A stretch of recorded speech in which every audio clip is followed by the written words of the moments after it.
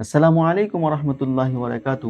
প্রিয় ভাতৃবৃন্দ, আপনি একটু চিন্তা করেন, একটা মানুষ যার পরিপূর্ণ সম্পদটাই হারাম সম্পদ, তার কাছে যে গাড়ি আছে সেটাও হারাম টাকার, তার কাছে যে বাড়ি আছে সেটাও হারাম টাকার, তার কাছে যে জায়গা সম্পত্তি আছে সেটাও হারাম টাকার, এমনকি সে তার পরিবারকে মেনটেন করে থাকে সেটাও হারাম টাকার, তার সন্তান সন্ততি মানুষ হচ্ছে হারাম সম্পদ ভক্ষণ করে। সমাজের বুকে এমন মানুষ অনেক আছে।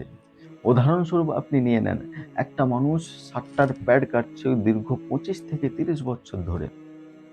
ওই 60টার প্যাডের মাধ্যমে সে জায়গা কিনেছে, ঘর বাড়ি করেছে, তার পরিবারকে সে মেনটেন করেছে। একটা মানুষ আছে যে ব্যাংকের চাকরি করছে, দীর্ঘ কয়েক বছর থেকে সে ব্যাংকের চাকরি করে হারাম অর্থ ইনকাম করছে, তার থেকে সে ব্যাংক ব্যালেন্স তৈরি করেছে, তার থেকে সে তার জায়গা জমিন করেছে, তার ঘর বাড়ি অট্টালিকা তৈরি করেছে। আর আমরা জানি হারাম সম্পদের শরীয়তের বিধান হলো ওই হারাম সম্পদটাকে গরিব দুঃখীকে বিনা সওয়াবের নিয়তে দান করে দিতে হবে। তাই এই ব্যক্তির জন্য, যার কাছে পরিপূর্ণ সম্পদ হারাম সম্পদ, এর জন্য আসল বিধান হলো এটাই, সে যাতে পরিপূর্ণ সম্পদকে গরিব দুঃখীকে বিনা সওয়াবের নিয়তে দান করে থাকে।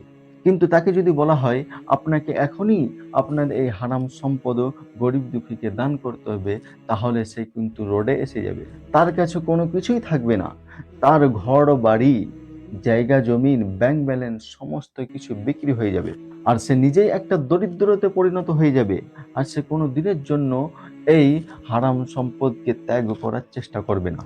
তার এই অসুবিধার কারণে তাকে আদেশ করা হবে আপনি হারাম অর্থ অর্জন করার সঙ্গে সঙ্গেই বন্ধ করেন।